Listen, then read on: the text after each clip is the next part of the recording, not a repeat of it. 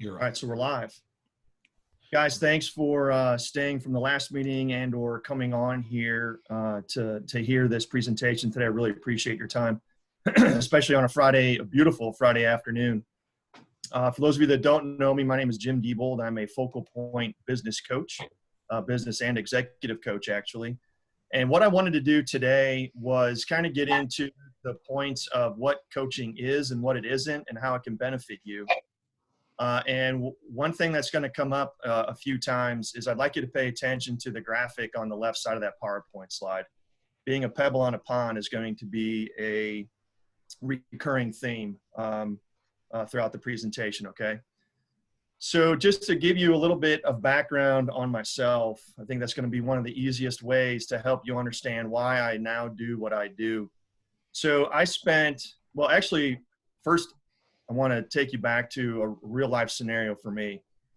So if you would, just kind of imagine yourself in your office, okay? And it's after 5 p.m. and the phone rings. And as you look down at your phone, you see the picture of your child's face. And you already know what the question is going to be. Or appropriately, more appropriately today, you hear a little knock at the door because, you know, we're all at home these days. So your son or your daughter, they haven't seen you all day. And all they want to know is, are you going to be home for dinner? Or in this case, downstairs for dinner? Are you going to be there at the recital? Are you going to be there at the ball game? And they haven't, and your simple response is, yeah, buddy, I'll be there. Or, yeah, sweetie, I'm going to be there. I just need to do one more thing. And I'll be home or I'll be down shortly after that. Except 40 minutes tick by, and then another communication comes. It's not from your son or daughter this time, it's from your spouse. So guess it's time to wrap it up and get home or come downstairs. Folks, this is a very common scenario. Even now, it's very easy to walk down to the office, right? Sit down and become lost for the rest of the day. Especially now that things are slowly starting to get back up to speed, everybody's wanting to get right back into it, right? Well, this was my career. When I was in corporate America, I traveled quite a bit, and I watched my son grow up on voicemails and videos. And there were a lot of very heartbreaking days. You know, my son is huge into the weather, and at 5 years old, he'd leave me a voicemail and say, hey, Dad, just want to make sure you know there's some storms and stuff you might be driving into out in Oklahoma and in Texas. And my territory was like east of Indiana, so I was nowhere near Oklahoma or Texas. Point is, though, that at 5 years old, I'm listening to him in voicemails. I'm not getting that while around the dinner table. But I truly enjoyed traveling. I really enjoyed interacting with all of the different people that I was coming in contact with. But despite doing something I truly enjoyed, there was a price that was being exacted. So when the opportunity came up to become a small business owner, it was doing the same thing that I was doing in my corporate America job. So I jumped at it. Because number one, there's success in the industry that I was in. And so honestly, I was chasing a paycheck. But I was also looking forward to being at home, right? My mentality was I wasn't going to be traveling anymore, which I wasn't. But here's the rub. I was at the office from dark to dark most days. I'm sure there's a number of you that can relate to that, given what your backgrounds might be. I found myself working in my business instead of on my business. So I can't see everybody because of the screen mode that we're in, but just shout out, what are some reasons why you wind up working in your business instead of on your business? Anyone? No one. No one knows. No one's ever had this problem before. Well, I think we love what we do, so you get carried away doing what you do, and it's hard to step back and say, oh, I need to do these other things that are not my favorite part. Okay. All right. Excellent answer. Anyone else? I think sometimes that you don't price yourself well enough to be able to afford the staff or take the time to consider that as an option for you to give yourself some support and free time. Okay. Trust is definitely one, but not necessarily the trust answer I was looking for. But that's a great answer. What about trust the other way? Maybe you have your team, because I can tell you this happened to me. and you hand stuff over to your team, it doesn't get done right. So do you hand it to them the next time? Nope. Nope. So now you have more stuff on your plate, right? And now you find yourself working in your business instead of on your business. So all of that stuff is very normal. It happens with entrepreneurs and happens with the small and medium-sized business owners. I was spending up to 12 hours a day at the office. So here's the irony. I actually saw my son less working in Cincinnati than I did when I traveled. That is just absolutely insane. And when I did come home, I was absolutely miserable. I'm sure you guys can relate. After a 12-hour day, when you get home, you're less than enthusiastic about doing things at home, right? I wanted to be a couch potato. And all the things the reasons why I took the opportunity to become a business owner, being able to spend time with my son, I didn't even have the energy to do when I got home. So talk about feeling horrible about the decision that I had made. And my wife, God love her, in the most political way that she possibly could, reminded me that, hey, your son wants to play and you're sitting on the couch. So how are you going to fix that? And so those conversations never really go that well. And the thing is, at the time, I didn't know how to change it. So I just kept doing the same thing over and over and over again. So I became a coach so that I could help others get out of that grind and take back control of what they're doing with their businesses. And for me, in my background, I've coached and trained teams how to sell for over 20 years. But it wasn't until I became a business owner that I realized the other traps that are easy to fall into. The activities that keep us working in our businesses instead of on our businesses. The just need to do one more thing trap is right at the top of that list. So work-life imbalance, I saw, really needed to be addressed. And with the clients I have, that's my absolute passion, is helping that process. So now we're going to talk about what is coaching. So again, just shout out. When it comes to business coaching, in general, especially up until a handful or maybe 2 handfuls of years ago, if someone said, hey, you should get a business coach, was that a positive comment or perceived as a negative comment? It was negative. Negative. Yeah. Negative. Everybody pretty much agree with that? Absolutely negative. And so what's interesting about that is, well, let me ask this question. It's perceived as negative, but why? Some people think they're going to be looked at as failures. Excellent answer, Gonzalo. They're looked at as potentially being a failure. What else? That's probably the best one.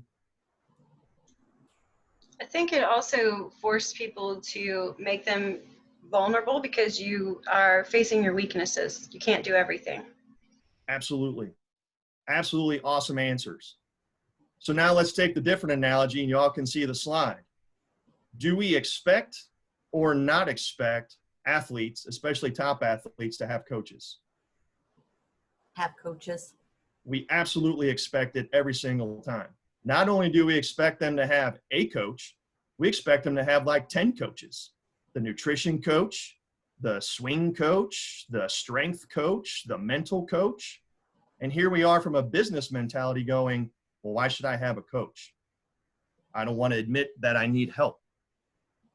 So one key thing that I want to point out to you folks, that what coaching is not teaching. Okay. You see, I used Michael Phelps and I used Michael Jordan. Now, by the way, if any of you go looking for Michael Phelps and all of his medals, there's a lot of uncomfortable pictures with him in his Speedo. So this one I was glad I could find, just as an FYI. There's an expectation of those coaches, but Michael Phelps's coach didn't teach him how to swim. Michael Jordan's coach didn't teach him how to play basketball, at least not past Pee Wee League, right? Once they're in high school, college, professional, the coach is a third-party, objective person that helps them remain accountable. Hey, Michael, your chicken wing in your elbow again. Hey, Michael Phelps, your butterfly form's not quite where it's supposed to be. Not teaching them how to swim or shoot hoops, but coaching them on where they're missing it. Because when your head is down, focused on your task, i.e. working in your business, you can't see what you're doing and you lose sight of what is actually going on. So my responsibility is to act as your guardrails on the road, vehicle being your business. So as soon as you start trying to do some things that maybe either A, you shouldn't do, or B, you're so absorbed, you start to drift a little bit and you miss the fact that you went over the rumble strips with your car, you hit the guardrail. Hey, you're chicken winging a little bit again. Oh yeah, all right, right, back on focus. So that's what a coach is there for.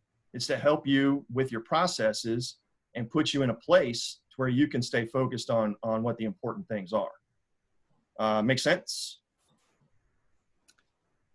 So the big thing is that you guys are the experts in your trade, okay?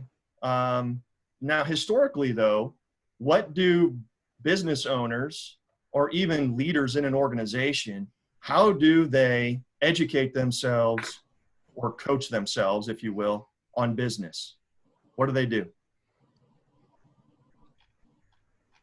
They read. Read books. Excellent answer, Bob. What else? Trial by error. Ooh, trial by error. There you go. That can be costly. Yes. That's a good one. I didn't think of that one. What else? Along the lines of reading. Podcasts, webinars. Excellent answers. How about the awesome long weekend seminar that you're all jazzed up about when you get back to the business on Monday, right? You're all stoked and ready to go. That stuff happens all the time. So we have our seminars, our books, and our podcasts. And let's say in a perfect situation, we actually start to implement some of those scenarios. And now things are happening and we see things moving in the right direction. But then we get distracted. There's phone calls, there's emergencies, there's employees going, hey, what about this? And you get off track. Unfortunately, most of the time you don't know you're off track.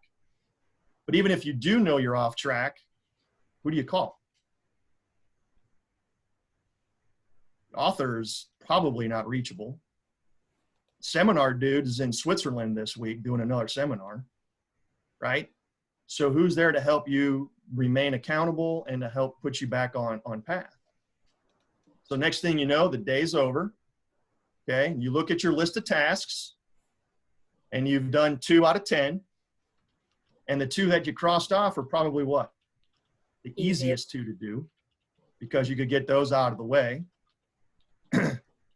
So you find yourself another day of just being busy without necessarily moving the company needle forward, right? Another day of working in your business instead of working on your business. That focal point, we use that analogy of being a pebble on a pond. The changes that we affect inside your business make a ripple effect to the family, make a ripple effect to your employees and their families, to the vendors and their families, and ultimately to your community as it continues to spread. You guys see the quote on there? It's a very simple quote from Bill Gates. Everyone needs a coach. It's about a 3-minute listen. He doesn't say executives or high-powered CEOs need coaches. He literally says everyone needs a coach. So the most common question I get is, how does it work? What do we do? So, okay, great. You're talking to me and what's going to happen? Well, the top 4 areas that entrepreneurs, business owners tend to have their challenges in and can use some help is time. So that, of course, is time management, your productivity, and then ultimately goal setting has a component of that in there. Your people or your talent, which, of course, is going to be personnel and partners. And I would say from experience, 9 times out of 10, that comes down to communication styles. Money, of course, we all start these businesses to help support our families. So sales growth, your revenue and your profits is a key component. And then strategy, but not just strategic plans, but also exit strategies. So we have a lot of people that start businesses, but they have absolutely no thought or plan what they're going to do when the day comes, they decide they're done. So we work in those areas as well. Now, we don't have enough time to, go into detail with all of these points. So what I'm going to do is the best way that I think I can do it is to give you a story of an existing client. He's actually a good friend of mine. When I told him what I was doing, he was like, let's do this. I love coaching. I love the concept of coaching. I've been coached in the past. I respond really well. And so let's just do this. And so as I started to dig into the different challenges that he had, one of the biggest complaints that he had was around time management. Obviously, number one on the list there, right? And what he told me was that he gets distracted by 10-minute, what he called anyway, 10-minute fires.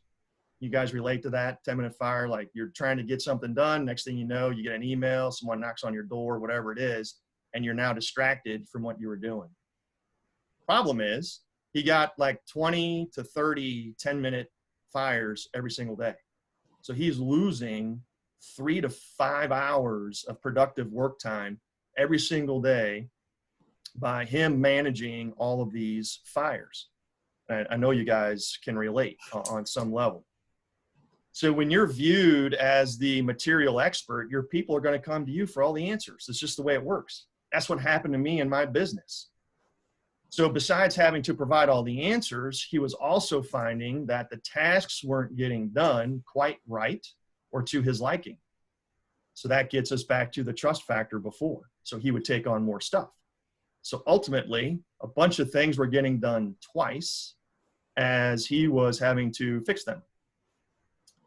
So then what happens? He doesn't pass them off anymore, which is what we had talked about before. He would just keep it then himself. So then the frustration level continues to build, and so does the to-do list. Now, this doesn't just apply to business owners. It certainly applies to leaders within an organization as well. And then when you do that, you're just falling under the old adage of, if you want to do it right, you got to do it yourself, right? So since he couldn't get anything done at the office, guess where the work went with him? Anyone? Home. Home, which happened to me. And I'm sure maybe you guys can relate to that as well. The work is going home. So when he got home, he wasn't spending any quality time with his wife or his daughters. Instead, his mind was always distracted, waiting for them to go to bed so that he could work on the things that he had brought home to do.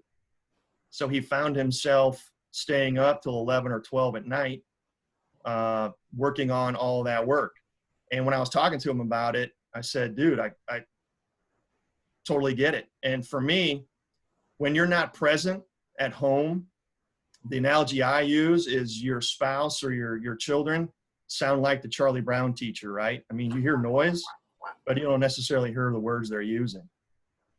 I remember one meeting in particular was a Zoom meeting, and he stopped what he was saying. He looked up at the ceiling, put his hands up on his face and rubbed back and forth and just let out a gigantic sigh. And you could just tell the stress that has been built from doing this over and over for 10 years. Needless to say, he was over ready to break that cycle. So what I told him was, I told him, know how you feel. I felt the same way when I owned my business, but the encouraging news is what I've learned is that just a few small changes can make an exponential difference in the outcomes. So I started to challenge him at taking a look first at the business. Why is everybody coming to you? What questions are they asking? And we drilled down and found a common theme of what his people kept asking him. So we put some processes in place and we beefed up some skills on how to properly delegate. That created a scenario where he reduced dramatically the number of 10-minute fires that he had to deal with any given day. And then we started to discuss what was he doing when he got home. And we just kind of discussed, okay, maybe there's a different way to handle an approach with not only your wife to get some quality time with her, but also ultimately with your daughters. And now, you know, the success story is that he gets everything that he needs, that he feels necessary any given day. He gets done at the office. He's not taking his work home anymore.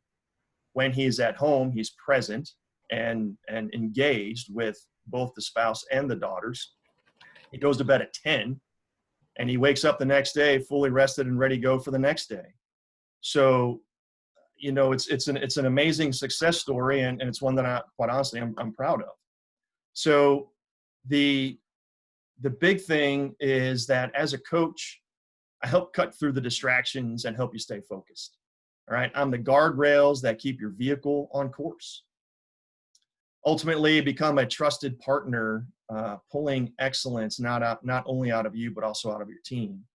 And the thing is, when we work together, there's a renewed motivation. I mean, he loves going in and doing what he's been doing for the last 10 years through a different set of lenses now. More importantly, I believe my background as a small business owner helps you immensely because there's someone that you can vent to and ultimately share your successes with who has also walked in your shoes. I understand you. So there's a whole suite of stuff that coaching brings with it, but by far the most popular two are one-on-one coaching and group coaching. And group coaching is something that is kind of like snorkeling in your business. It allows you to dip your toe into what coaching can do for you. And it's a structured scenario, one that I will be starting another program in July. And then one-on-one coaching goes from snorkeling around in your business to literally scuba diving into all the different challenges that we had discussed previously.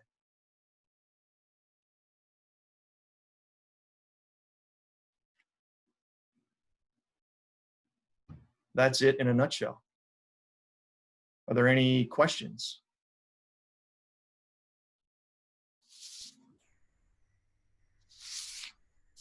Jim, you said something about the group coaching thing. Yes. It's probably a stupid question, so I forgive it. But No is such that a thing. group? Do we just, like, individuals will join into a group they don't know, or do you develop a group and then come to you, or can you do both? Great question. It's the developed group each time. It's basically quarterly. It's 8 weeks. We meet bi-weekly, virtually, and we run through the program. So whoever you're with on day 1, you're with on day 8. Okay, very cool. And where do we find out about this? Where, like, if you want to sign up and stuff? Yep, I will send the information. Awesome. Thank you for the training too. It was really good. My pleasure. Thank you for being here. Are you going to send it to everyone, Jim? Yes, ma'am. Awesome. That was great. Thank you. My I pleasure. really enjoy the analogies. It makes you really think about what the differences are, you know, between a coach and not coach or consultant and things like that. And just giving a different light on what coaching is defined as. Oh, thank you very much. Yeah, I really like the idea of the group thing too, because I think there's a lot of us that would benefit from going through those together. So you might even want to post that on the H7 group so everybody can see it, not just those of us that were lucky enough to be here today. Sure. Thank you for that idea, Angie.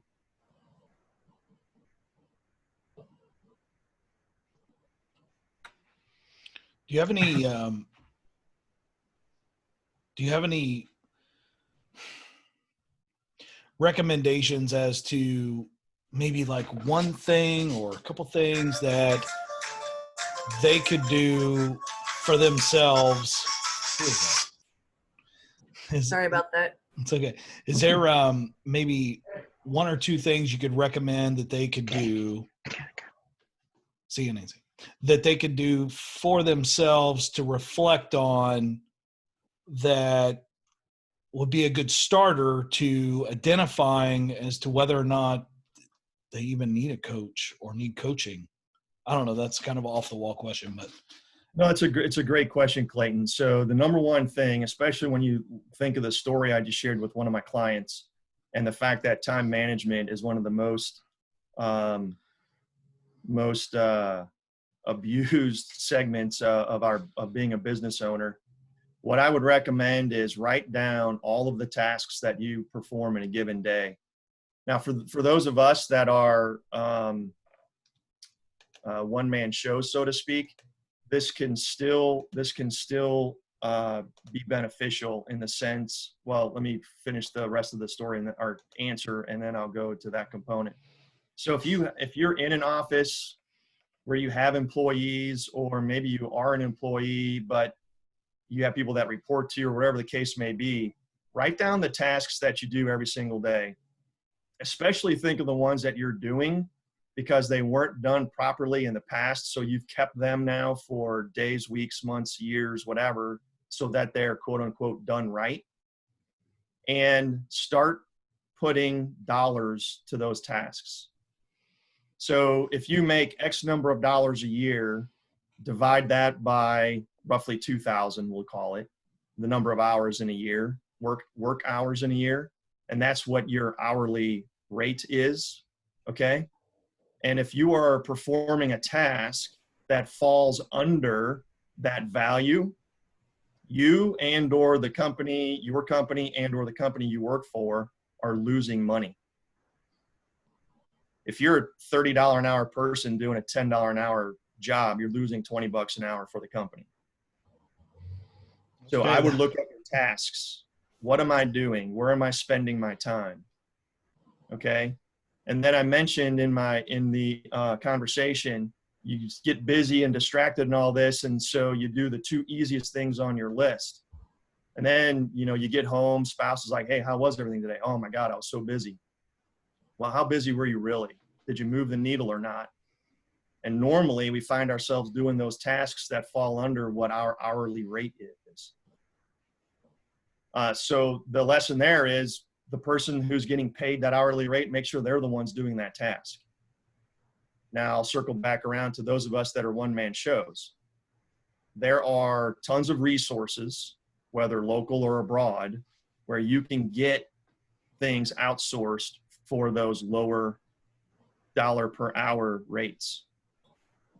And that is an option.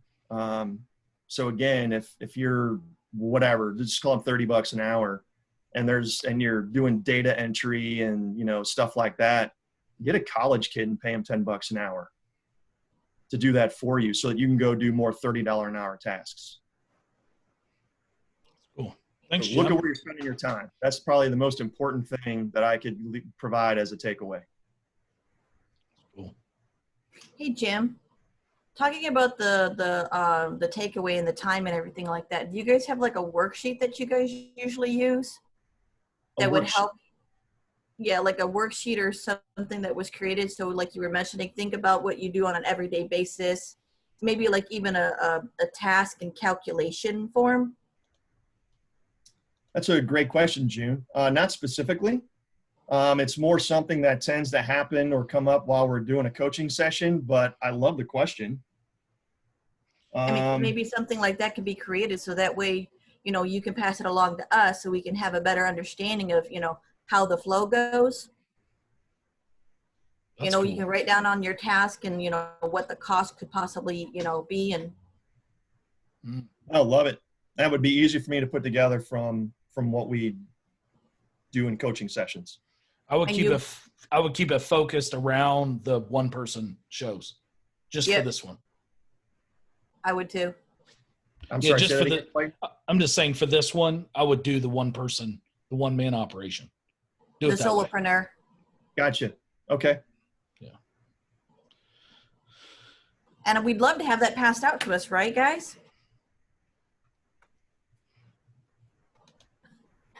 Absolutely. That's cool. These are great questions. What other questions?